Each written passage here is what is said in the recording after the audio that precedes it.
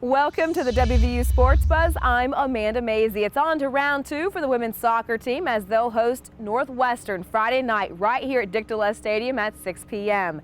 The ladies tallied their 14th shutout of the season with a first-round win over Duquesne 4-0 last Friday night. So while the ladies of soccer are home, the ladies of WVU basketball are going clear across the country to Spokane, Washington for a three-day tournament which begins on Sunday. It'll be exciting. You know, we're used to just going like down south, Texas, Oklahoma, like Midwest. So it'll be exciting our first time going out west.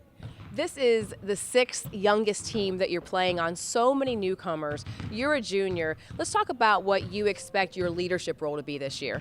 It has to play a huge part on the young girls just because there's so many new girls and there's only 4 returners, 2 starters, returning starters. So it just you have to have that trickling effect from us to our younger girls.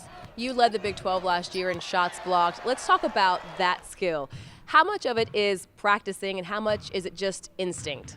Let's see. I would say, it's really not something you practice really. So I guess it's really off your instinct for real. Just knowing when to get to the ball, actually timing, and just just knowing when someone's going to drive or when, just knowing your personnel, who you're guarding, what hand they like to go to, and just always getting to the ball. You excited for this season? Yes, I'm very excited.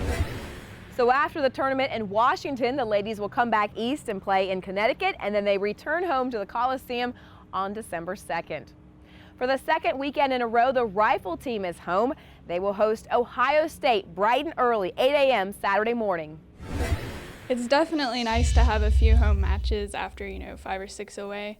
I don't really think it gives us a huge advantage.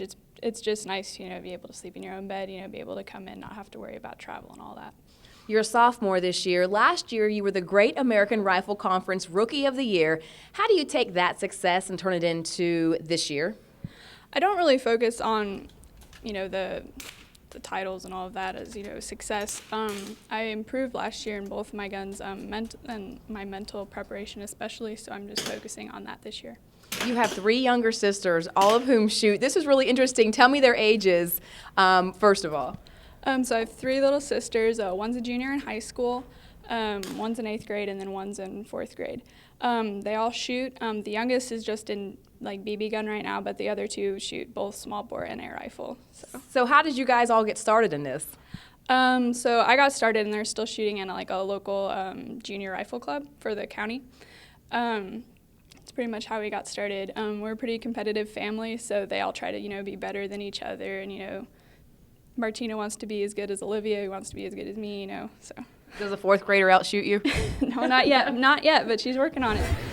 Elizabeth is just one of 2 females on the Rifle team this season. So as you can see, final preparations are underway as Northwestern comes to town Friday night for round 2 of NCAA play.